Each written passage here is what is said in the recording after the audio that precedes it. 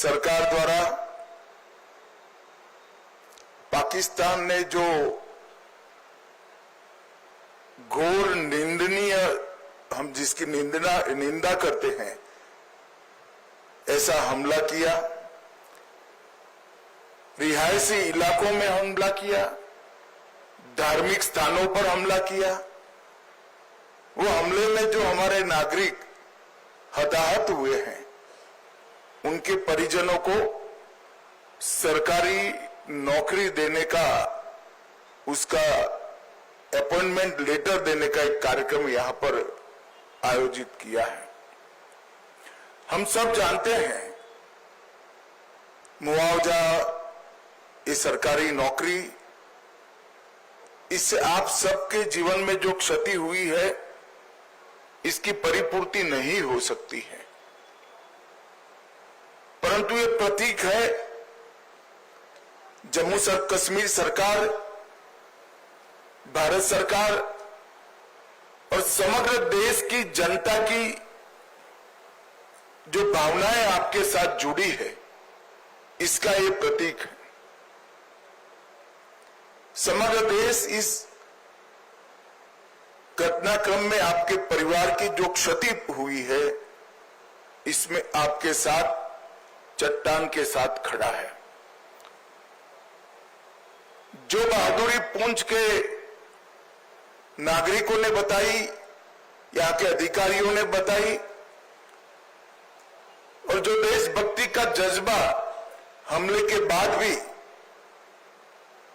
घाटी से लेकर जम्मू तक और पुंछ कठुआ तक जो जम्मू कश्मीर के नागरिकों में उभर कर आया, उससे न केवल जम्मू कश्मीर, पूरे देश की जनता का संबल बढ़ा है। हम सभी जानते हैं कि पहलगांव में निर्दोष नागरिकों पर, यात्रियों पर कायराना हमला हुआ, और जैसे भारत सरकार की, देश के प्रधानमंत्री मोदी जी की नीति है कि हर आतंकवादी हमले का जवाब इतनी ही तत्परता और इतनी ही कठोरता से दिया जाएगा। वो नीति के तहत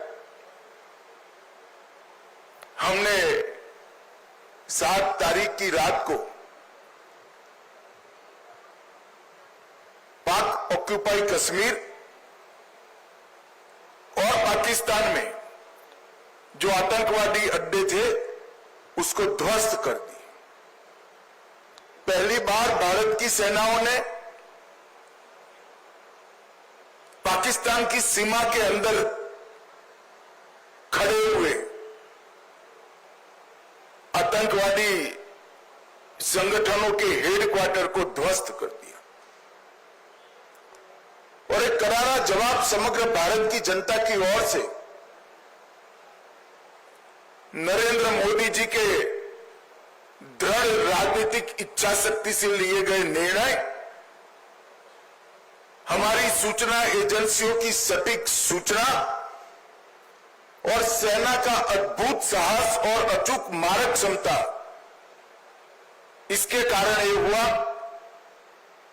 कि सैकड़ों की संख्या में आतंकवादी हताहत हुए। हमने तो हमला आतंकवादियों पर करा था, मगर पाकिस्तान ने हमले को अपने पर हमला माना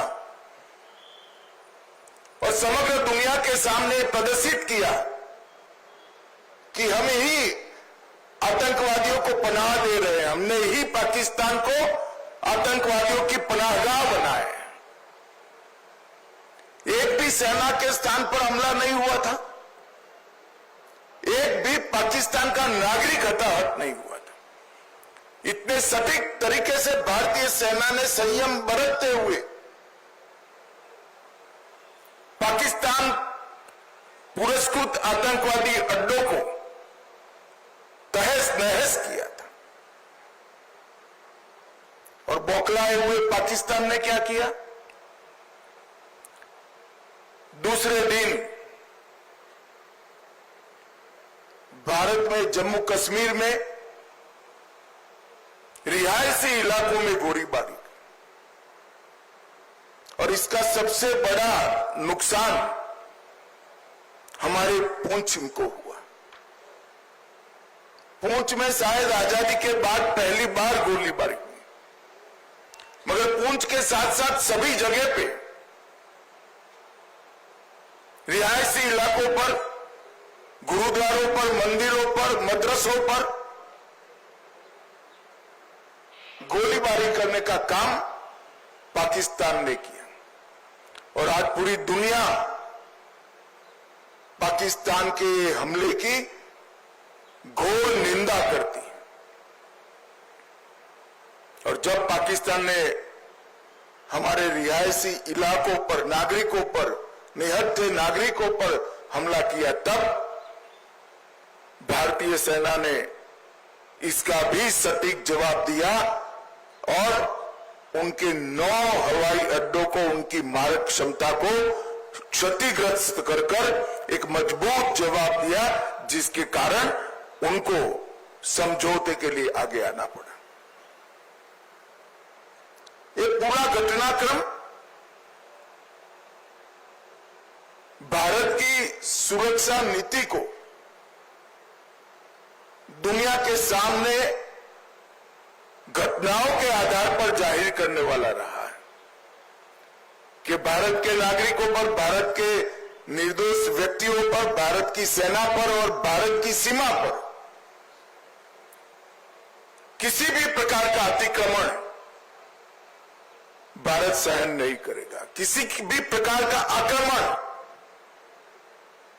भारत सहन नहीं करेगा। इसका सटीक और इससे भी बुलंद जवाब दिया जाएगा, और वो हमारी सेनाओं ने कर दिखाया है।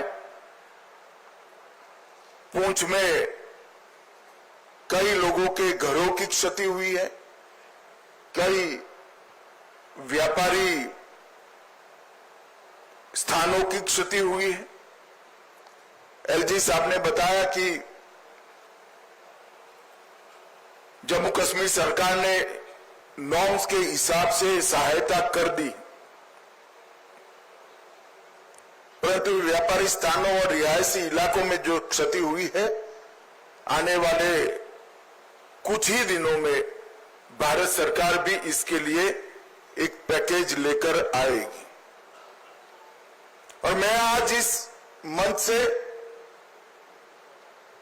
जम्मू कश्मीर की जनता को, आवाम को भी ये संदेश देने आया हूं कि जम्मू कश्मीर का विकास रुकेगा नहीं, थमेगा नहीं। जिस गति से 2014 से जम्मू कश्मीर का विकास चालू हुआ है, उसी गति से जम्मू कश्मीर का विकास चलेगा। हमारी सेनाएं, हमारे सुरक्षा बल हर चीज का जवाब देने के लिए सक्षम। ये 3 दिन की जो आफत आई, उसमें मैं जम्मू कश्मीर प्रशासन के सभी अधिकारियों को भी, एलजी साहब को और मुख्यमंत्री और सभी मंत्रीगण और सभी विधायकों को भी बहुत बहुत साधुवाद देना चाहता हूं, क्योंकि हरदम प्रशासन जनता के साथ खड़ा हुआ दिखा। हर जगह प्रशासन मौजूद था और एक सीनियर अधिकारी को भी अपना बलिदान देना पड़ा। तत्काल ही हजारों लोगों का शिफ्टिंग और उनको सुरक्षित स्थान पर गोलीबारी की रीच के बाहर पहुंचाने का जो प्रयास प्रशासन ने किया, इससे हमारी क्षति निश्चित रूप से कम हुई है। नरेंद्र मोदी जी के प्रधानमंत्री बनने के बाद तुरंत ही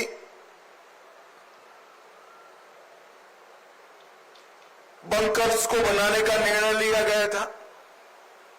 हमारे सीमांत क्षेत्र के अंदर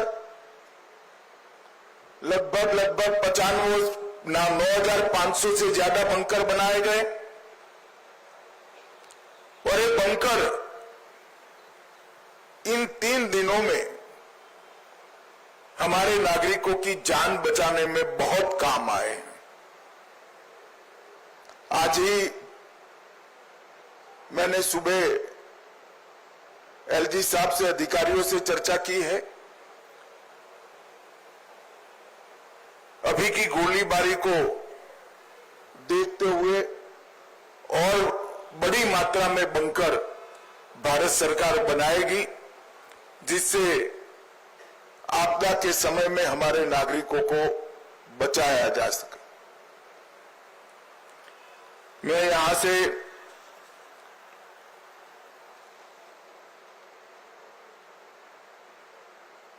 जो धार्मिक स्थान क्षतिग्रस्त हुए हैं और कुछ रिहायशी इलाकों में भी वहां के लोगों को मिलने जाने वाला हूं।